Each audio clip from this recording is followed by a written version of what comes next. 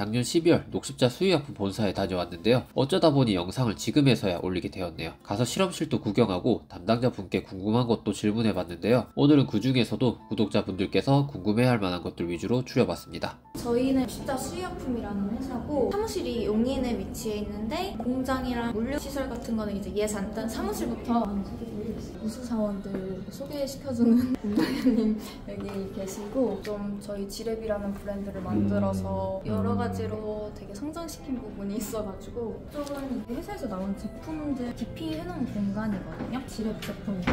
나머지는 뭐 반려동물이랑 이제 축산 쪽. 파충류랑 반려동물이랑 축산 이렇게 다 하고 있잖아요. 그 중에서 파이가 어느 게 제일 큰가요? 재작년까지만 해도 축산이 제일 컸는데 이제 작년부터 반려동물이 이제 서서히 올라오면서 축산 못지않게 반려동물도 큰 비중을 차지하고 있습니다. 전국에 있는 동물병원이 한 4,000개 정도 되면은 한 3,800개 정도는 저희 제품을 사용하시는 메이저한 국내 회사라고 보시면 될 것 같습니다. 파충류 파이가 좀 많이 커지면 좋겠네요. 준비 없이 하는 게 더 잘 되는 것 같더라고요. 준비돼 있으면은 더 딱딱해져. 딱딱해져요, 맞죠? 아까 전에 얘기했던 것들 있잖아요. 제품들 중에서 저는 패치랑 비타민이 조금 애매한 포지션에 있지 않나. 구독자분들께 많이 질문 주신 것이 패치를 컷이나 아니면 어린 친구들한테 급여에도 문제가 없는지에 대해서도 많이 물어보셨거든요.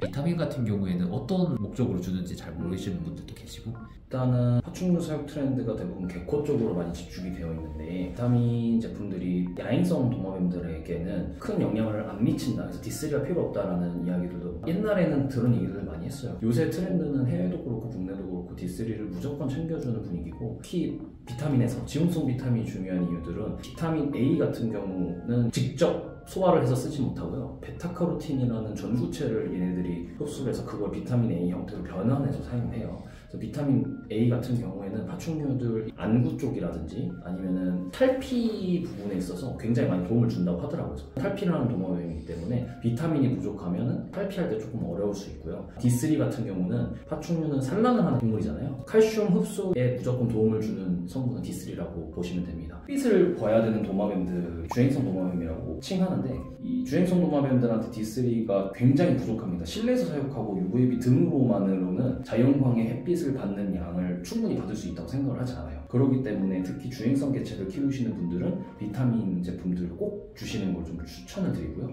크리스 게코를 사육하시는 분들도 애들이 이제 어린 나이 때는 성장을 하면 어떤 영양소든 많이 필요하긴 해요. 그래서 지용성 비타민 같은 경우는 애들이 탈피 부전이라든지 구내염, MBD 이런 것들을 예방할 수 있는 성분들이 지용성 비타민이 대부분 많이 들어있기 때문에 이 부분들을 좀 잘 챙겨주시고, 어떤 영양소든지 저희도 뭐 단백질만 먹는다고 해서 살 수 있는 건 아니잖아요. 뭐든 다 소화라든지 이 혈액 건강이라든지 이런 것들을 도와주는 성분들이 비타민이라고 좀 보시면 될 것 같습니다. 패치 같은 경우는 저희가 산란 쪽에 포커싱을 많이 준 제품이에요. 사실 그래서 이 제품을 수컷한테 먹였을 때 문제가 되나 이런 질문들도 저희도 많이 받았는데 문제가 되지는 않습니다. 다만 이 제품 자체는 눈꼬달 개선에 좀 초점을 둔 제품이라서 눈꼬달을 낳는 아이들한테 주는 함량만큼만 줬을 때는 효과가 좋은데, 만약에 수컷이랑 같이 줬을 때는 함량을 좀 줄이시긴 해야 돼요. 그럴 때는 저희가 그냥 추천드리는 건 한 2% 3% 주세요 이렇게 말씀드리는데, 그렇게 됐을 때는 암컷 개체가 드라마틱한 효과를 보기 좀 어려워요. 그래서 이 제품은 암컷 개체들이 산란 전후 해가지고 눈꼬달이 나올 때, 알 상태가 좋을 때는 양을 좀 줄이셔서 급여해 주시는 게 좋고요.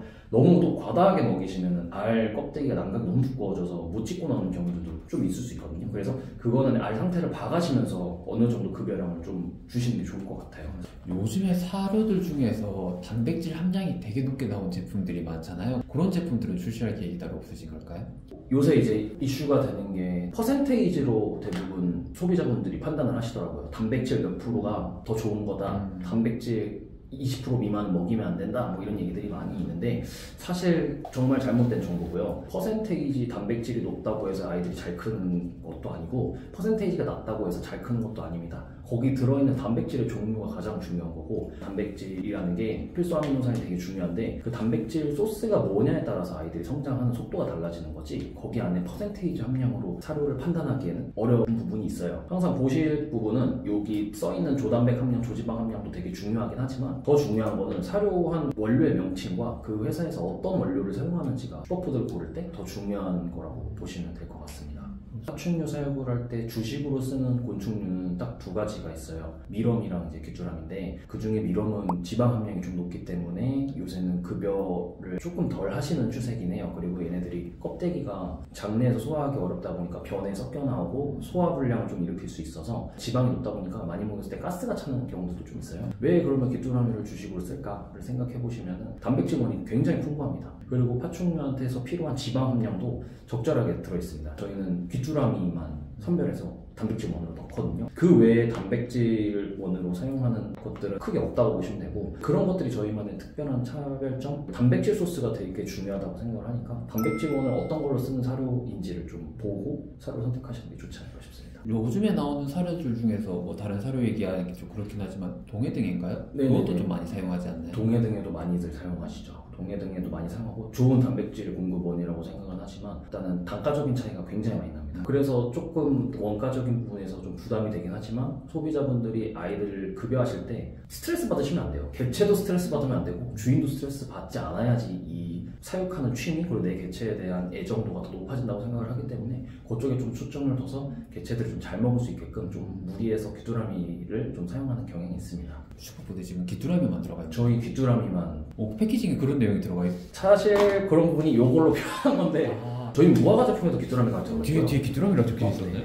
곤충분말로 적혀 있어요. 귀뚜라미로 들어가면 정말 좋겠는데 저희는 다 귀뚜라미인데 아마 영상 보신 분들도 모르셨던 네, 분들 모르셨을 것 같아서 사실 다양하게 급여해봐도 기호성적인 부분은 귀뚜라미가 제일 좋은 것 같긴 하더라고요. 네. 근데 비싸니까 가루도 그때 한 2배 이상 차이 나지 않나요? 제가 알기로는 2배 이상 차이 나는 걸로 알고 맞아요. 있어요. 아무래도 칼슘제 같은 경우에는 이제 주실 때 조금 걱정하시는 분들이 많은데 불필요한 영양소는 변으로부터 나오거든요. 문제되는 거는 D3라든지 지용성 비타민이 너무 많이 들어갔을 때는 간 부담 때문에 간 수치가 올라갈 수는 있는데 섭취하는 칼슘이나 비타민으로는 그 정도까지 올라가기 쉽지는 않거든요. 저희가 실제로도 사양 실험이나 이런 거 할 때도 칼슘제 농도를 체크해볼 때 섭취하는 칼슘으로는 애들이 막 MBD가 올 정도가 간 부담이 되고 이럴 정도까지는 오긴 힘들었고 오히려 칼슘제가 좀 많으면 변이 되게 딱딱하게 됩니다. 근데 크레 변 상태를 보시고 변이 너무 딱딱하다 하시면 칼슘을 좀 줄여주시면 되고요. 이게 막 급변하게 칼슘 많이 먹었다고 MBD가 바로 오고 이러진 않아요. 서서히 오는 질병이고 애초에 MBD가 와 있는 아이들은 뭐 장기간이라든지 소화 흡수율에 문제가 있기 때문에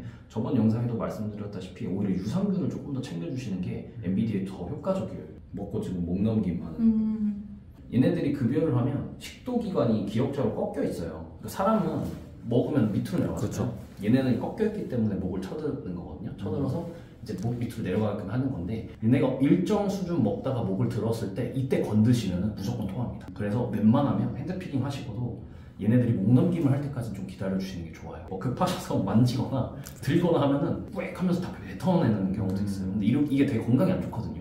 위에 또 같이 나오는 경우들이 있어서 탈수를 유발할 수 있어서 웬만하면 이 친구가 목 넘김 다 하고 입 주변 정리할 때 다시 넣어주시는 게 제일 좋긴 해요. 사람도 이제 토하면은 식도염 같은 거 맞아요. 얘네도 똑같아요. 얘네도 토하는 게 되게 안 좋거든요. 그리고 그런 질문도 있었는데 진짜 수의약품 제품들이 프리미엄 제품 라인이잖아요. 그렇다 보니까 기존의 좀 다른 칼슘들과 차별점에 대해서 물어보시더라고요. 그 부분에 대해서도 간단하게 설명해 주실 수 있을까요?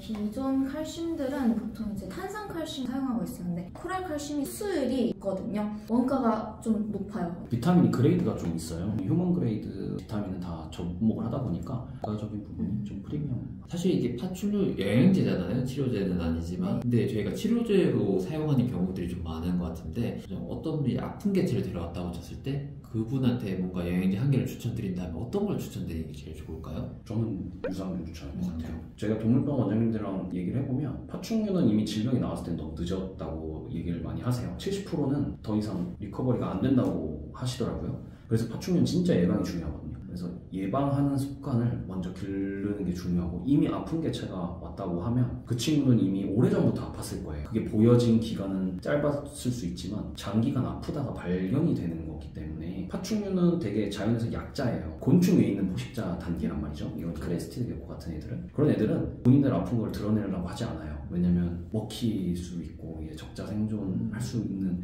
그런 게 없다 보니까 파충류가 유독 그래서 재생력은 좋지만 아픈 것도 티를 안 내는 동물 중에 하나예요. 고양이랑 좀 비슷하고 보시면 돼요. 고양이들도 아픈 거 티 잘 안 내고 이미 눈에 아픈 게 보이기 시작하면 늦은 거기 때문에 사실은 예방하시는 게 먼저고요. 만약에 아픈 개체를 내가 케어할 일이 생겼을 때는 유산균을 가장 천연 항생제로 쓰이는 브로멜라인이라든지 뭐 그런 부분들도 많이 들어있고 탈피가 좀 안 되는 데는 비타민이 조금 더 괜찮을까요? 탈피 부전에는 비타민이 좋고요. 뭐 아마 이제 추후에 출시되는 지레버터라는 제품인데 지레버터 같은 경우에는 아이들이 이제 탈피에 조금 더 도움이 될 수 있게끔 좀 개선한 제품들이 출시할 예정이고 탈피는 사실 영양 부족이랑 수분 부족이 가장 크거든요. 그래서 만약에 애가 탈피를 잘 못한다 하면은 칼슘제랑 비타민 좀 잘 챙겨주시고 평소보다는 조금 습도를 조금 더 높게 해주시는 게 가장 좋을 것 같습니다. 습도를 높여준다는 게 분무를 자주 해줘. 이게 단순히 사육장 내의 습도가 중요한 게 아니라 내가 사육하고 있는 환경의 습도가 되게 중요한 거기 때문에 내 방의 환경, 내 방의 습도가 몇 프로인지를 좀 체크를 해보시고 그러고 나서 습도가 너무 낮나 싶으시면 습도가 조금 더 높은 공간을 좀 바꿔주시는 게 겨울철이 사실 제일 위험해요. 예. 겨울철은 진짜 탈피 못하는 애들 너무 많고 얘네들이 신진대사가 느려지는 시기거든요. 그래서 탈피를 잘 못해요. 그래서 이 구간이 지금 파충류들한테 가장 위험한 시기죠.